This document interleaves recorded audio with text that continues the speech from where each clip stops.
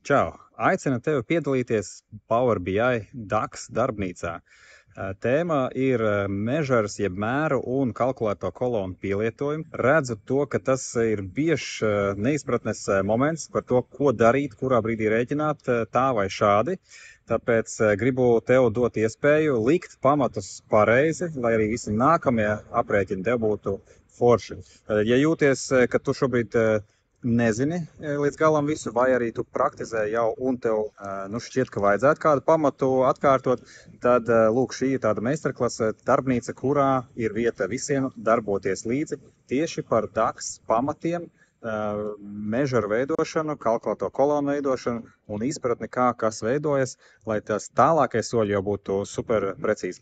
Šis būs jautājuma atbilžu sesijas ietvaros mūsu kursā pasākums, bet aicinu arī piedalīties tevi.